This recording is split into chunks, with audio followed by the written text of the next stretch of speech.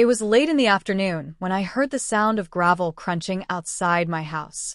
At first I thought it might be a delivery truck, but then I heard the familiar sharp voice of Karen echoing through the driveway. She was standing in front of my garage, clipboard in hand, her eyes narrowed, as if she had already decided she owned the place. I watched from the window as she tugged at the handle of my garage door, testing it like she had every right to be there. My jaw tightened. This was not the first time Karen had tried to push her way into my property. But today she looked more determined than ever. I opened my front door and called out to her. "Karen, what do you think you are doing?" She spun around with that smug expression plastered on her face. "This garage violates the HOA guidelines," she snapped. "It has no right to be here, and I am documenting it for removal." I could feel my patience wearing thin. Karen had been making up rules since the day she became self-appointed queen of the neighborhood. But today she had crossed a line by trying to break in. She turned back to the garage and muttered under her breath as she fiddled with the handle again. The sound of metal clinking against metal echoed across the driveway. Her determination was almost comical, but also dangerous. Before I could even respond, the creak of the garage door startled both of us. But it was not because Karen had opened it. It was because someone inside had pulled it up from the other side. The door rolled up slowly, and there stood Sheriff Daniels in his full uniform, arms crossed and expression calm but stern. Karen froze in place, her mouth dropping open as the color drained from her face. The sheriff stepped out into the driveway, his boots heavy against the concrete.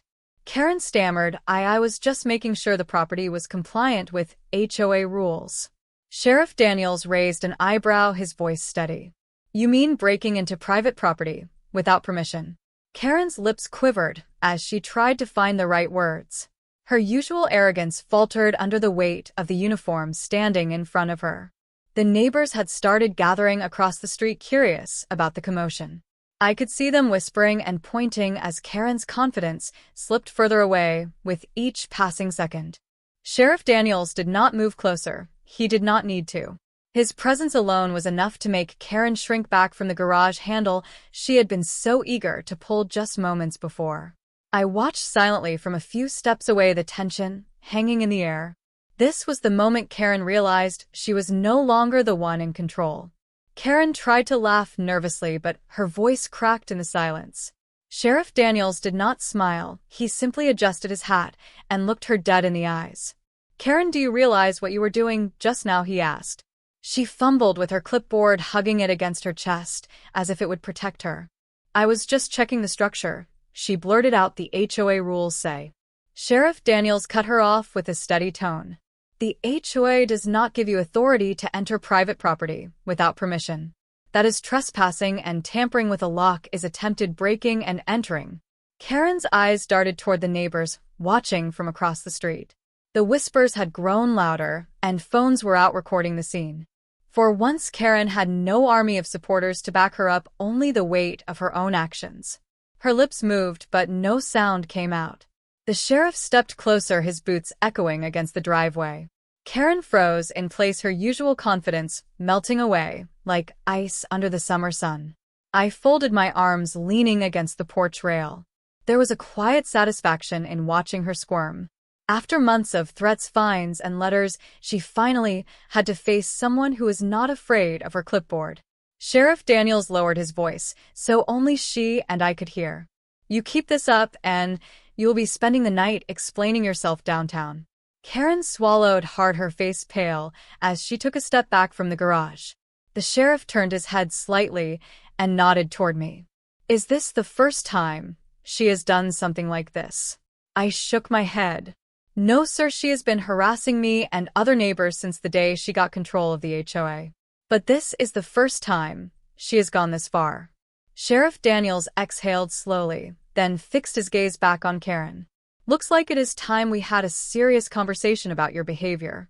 Karen shook her head quickly, her words tumbling out in a rush. No, Sheriff, you do not understand.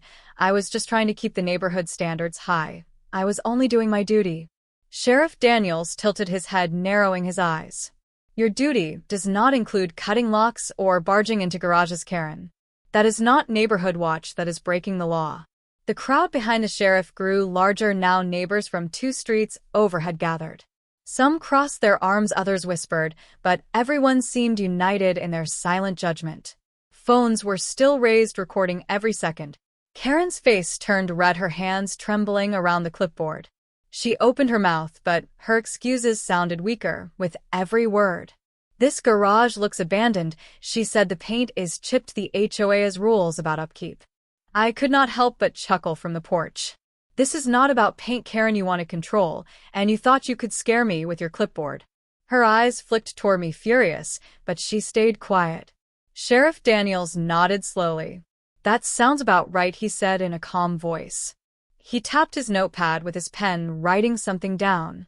Karen leaned forward, desperate, her words coming out like a plea. "Please, Sheriff, if we can just forget this, I will handle it differently next time, I promise." Her voice cracked as she spoke. The confident Karen everyone knew was gone, replaced by a woman caught in her own trap. Sheriff Daniels kept his voice firm but even. "You have crossed a line, Karen, and your neighbors have had enough of it. This is not your neighborhood to run like a kingdom, and tonight proves it." The crowd murmured in agreement, some even clapped quietly under their breath. Karen flinched at the sound, her power slipping from her grip like sand through her fingers. Karen lowered her head, but her pride would not let her stay silent. She pointed a shaky finger at me, her voice rising again. "This man is the problem, Sheriff. He never follows the rules. He never respects the HOA." Sheriff Daniels turned toward me, then back to Karen. "Respect goes both ways," he said slowly. "From what I see, he has done nothing wrong, but you broke a lock and tried to force your way into his garage." The neighbors gasped at his blunt words. Karen stammered, her lips moving, but no sound coming out. For the first time, the woman who always had the loudest voice in meetings looked completely powerless. One of the neighbors, a man who had lived on the corner for years, finally stepped forward. "We have all had enough of this, Karen. You pick fights with everyone on this street, and now you have gone too far." Another voice chimed in from the back. "She threatened to fine me for hanging a bird feeder." The crowd laughed softly at the absurdity of it, and Karen's face grew even redder. Sheriff Daniels raised a hand for silence. "This ends tonight," he said firmly. "Karen, you will need to come with me, so we can get your side of the story on record." Karen's eyes widened as if she could not believe what she had just heard. "Me come with you, but I was only trying to enforce the rules." "Rules do not give you the right to break the law," the sheriff replied. "You have embarrassed yourself and the HOA enough tonight." Karen clutched her clipboard to her chest like it was a shield. Her voice cracked again as she begged. "Sheriff, please do not take me in front of them, not in front of everyone." But the sheriff remained steady as he motioned her toward his car. The crowd stayed quiet, but their eyes followed every step Karen took. For the first time in years, the queen of the HOA was walking not with power but with fear. Karen hesitated at the edge of the driveway, her feet almost refusing to move. She glanced back at the crowd, searching for even a single supporter. But the neighbors stood silently watching, as though a heavy weight had finally lifted from their shoulders. Sheriff Daniels gave her a patient look, but his tone carried authority. "You can walk to the car on your own, or I can escort you, Karen. The choice is yours."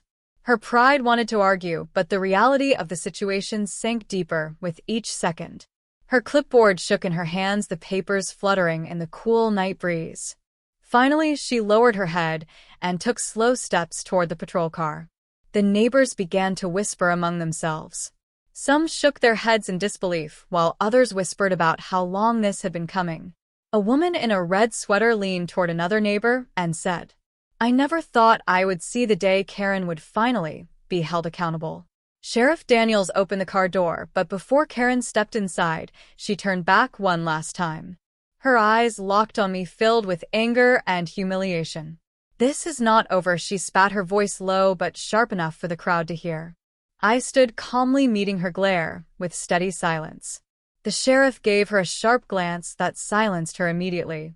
It was clear who held authority now, and it was not Karen. As the car door shut with a firm thud, the neighbors let out a collective sigh. Some even chuckled softly, as though the tension of years had finally broken. For the first time in a long time, the street felt peaceful. Sheriff Daniels looked around at the gathering. "Go on, folks," he said firmly. Enjoy your night, and let us handle this from here." The crowd slowly began to disperse, still buzzing with quiet conversations. But I remained standing by my garage, watching the red and blue lights reflect across the houses. It felt like the end of one chapter, yet the beginning of another.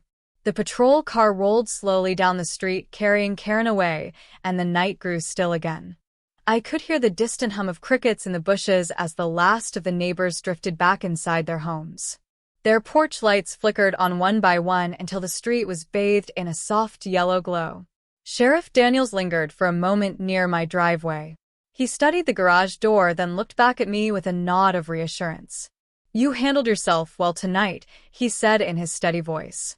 "Most people would have lost their temper long before this." I gave a small smile, though my chest was still heavy with the weight of the encounter. "I just wanted peace, Sheriff. That is all I ever wanted." He tipped his hat and glanced once more at the place where Karen had stood making threats. "Peace has a way of returning once the noise is gone," he said before heading to his cruiser. I leaned against the side of the garage, listening as the sheriff's car pulled away. The silence that followed was not empty, but comforting, like the world had finally exhaled. For the first time in months, the air did not feel heavy with tension. I looked at the sturdy garage door, the very thing Karen had tried to invade. It stood firm, untouched, and safe, a reminder that her power ended where my boundary began. And deep down I knew she would think twice before ever trying to cross it again. The moon hung high above, casting silver light across the street, and the quiet felt almost unreal. I stepped closer to the garage door, running my hand along the cool metal surface. Every groove and every panel seemed to carry the weight of the night's battle.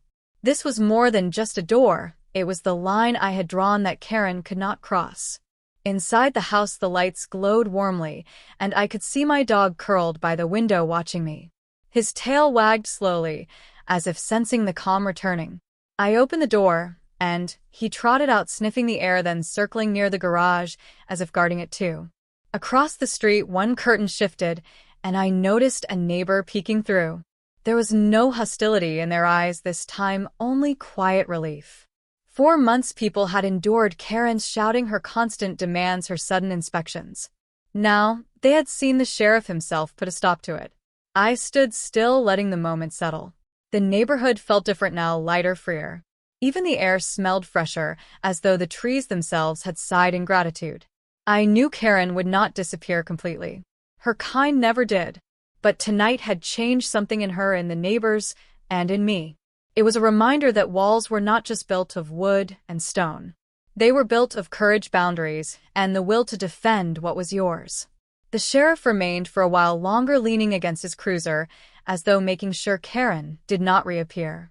Neighbors slowly trickled out onto their porches, drawn by curiosity and a sense of safety they had not felt in a long time. Some nodded toward me in silent thanks, others whispered among themselves, their eyes wide with the weight of what they had just witnessed. Karen's house sat in darkness, but it looked smaller now, almost powerless.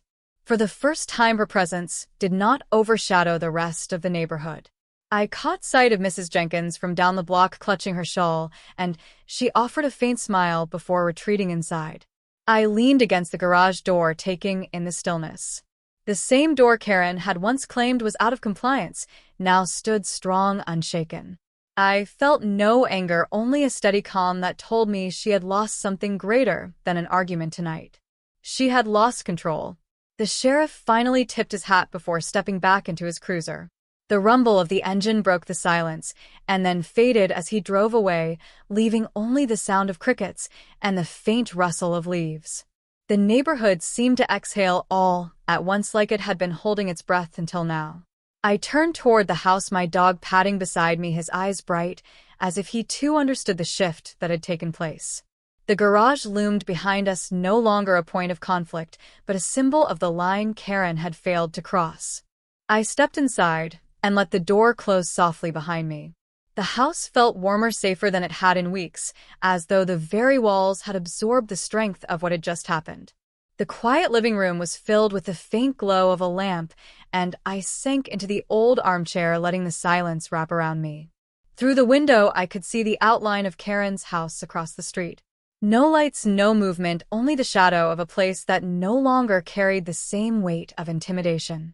For so long she had tried to dictate every corner of this neighborhood, but tonight something shifted, and everyone had seen it. My phone buzzed with a message from a neighbor. It was simple, just 3 words, but powerful in its meaning. "Thank you, neighbor." I stared at the screen and felt a small smile tug at my face. Not because I had done anything heroic, but because the truth had finally stood its ground and Karen could not twist it. The sheriff had made it clear, and everyone knew now that the rules applied to her too. The night deepened, and I could hear the hum of crickets outside. The garage stood firm in the moonlight, a quiet reminder of resilience and resolve. I leaned back, closing my eyes, and let the peace settle in knowing Karen would think twice before stepping foot near my property again. The morning sun spilled through the curtains, and for the first time in months, I felt no tension in my chest. The garage door gleamed in the daylight, solid and untouchable, like a shield standing guard. Neighbors passed by on their morning walks, some offering a nod, some a smile that carried unspoken gratitude. Karen's house remained quiet, the blinds drawn as if she had vanished from sight. But the neighborhood remembered, and the sheriff's words echoed in every corner. Boundaries matter, laws matter, and respect is not optional. I sipped my coffee on the porch, letting the warmth chase away the last of the unease. The air smelled fresh, the street felt calmer, and the weight that had lingered so long was gone. Karen's reign of intimidation had ended, not with more shouting or petty threats, but with truth finally standing tall. As the day stretched ahead, I knew she would never again try to cross into what was not hers. And for the first time in a long time, my home truly felt like mine.